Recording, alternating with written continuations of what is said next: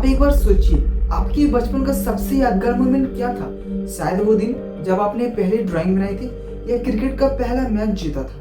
लेकिन आज के बच्चों का सबसे यादगार मोमेंट क्या है? एग्जाम रिजल्ट का दिन।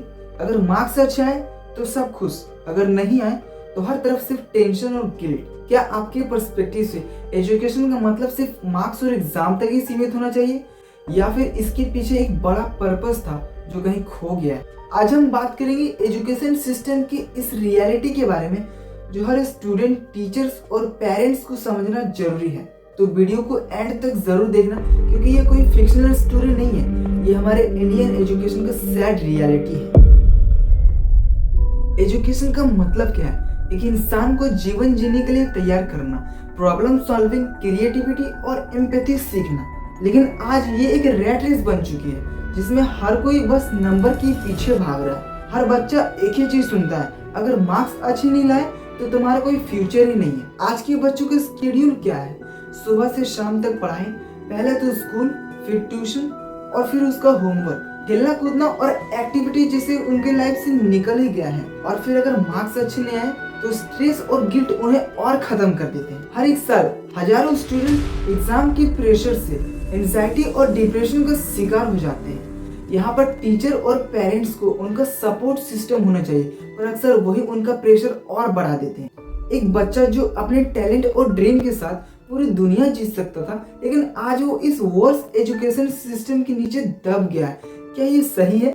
हमारा एजुकेशन सिस्टम हर एक बच्चे को एक ही मोल्ड में फिट करना चाहता है, एक आर्टिस्ट को साइंटिस्ट बनाने की और एक इनोवेटर को रूट लर्नर बनाने की। टीचर्स और पेरेंट्स ये कहते हैं कि पहले तो पढ़ाई पे ध्यान दो, क्रिएटिविटी बाद में। आपको नहीं लगता कि इसी तरह क्रिएटिविटी का गला घोट दिया जाता है?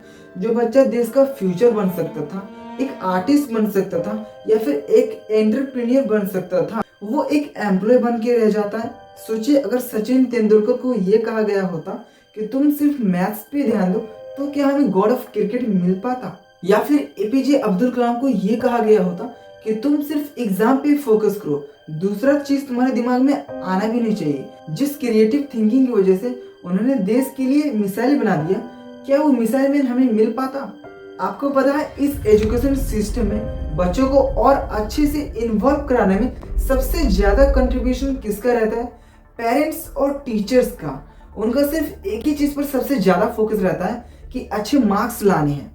ये वीडियो उन पेरेंट्स और टीचर के लिए एक वेकअप सिग्नल है। ये आपके ही हाथों में है कि आप अपने बच्चों को एक अच्छा डायरेक्शन दें। आपने कभी ये सोचा कि मेरे बच्चे का इंटरेस्ट क्या है, उसका पैशन क्या है? अगर वो म्यूजिक, स्पोर्ट्स या फिर आर्ट में अच्छा है, तो उसका ये पैशन मार्क्स से कम जरूरी तो नहीं है ना? टीचर्स का काम सिर्फ ये नहीं कि हमें उसका सिलेबस खत्म करा देना है, बल्कि बच्चों की इंडिविजुअलिटी भी समझना जरूरी है। इस वीडियो के थ्रू से हम यही ट्राई कर रहे हैं, सम परसेंट ऑफ चेंज ला सके हमारे फ्यूचर के लिए। आपको पता है, यहाँ पर गलती सिर्फ एजुकेशन सिस्टम की नहीं है, हमारी भी है, जो हम इसी एजुकेशन सिस्टम के अकॉर्डिंग चलते हैं।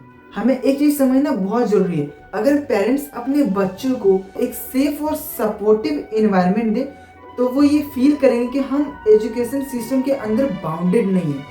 और टीचर्स को रोट लर्निंग के बजाय प्रैक्टिकल और एक्सपेरिमेंटल लर्निंग पर फोकस करना चाहिए, ताकि स्टूडेंट एजुकेशन को रियल लाइफ के साथ रिलेट कर पाए।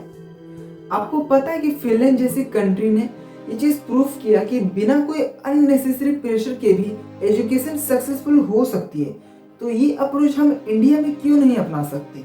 इस वीडियो का मकसद ये नहीं था कि मैं एजुकेशन को गलत बोल रहा हूँ, फॉल्ट तो हमारे एजुकेशन सिस्टम को दे रहा हूँ, इस पर्सपेक्टिव से कि अगर कोई बच्चा यूनिक है तो उसकी यूनिकनेस को बाहर लेके आना चाहिए, ताकि वो हमारे देश का फ्यूचर बन सके। मेरा मकसद सिर्फ ये है, एजुकेशन सिस्टम में बदलाव आएगा तो हमारे देश में क्यों नहीं? हमें ये चीज समझना चाहिए कि हर एक बच्चा स्पेशल है किसी न किसी चीज में, तो हमें उसके टैलेंट को, पैशन को और यूनिकनेस को सेलिब्रेट करना चाहिए।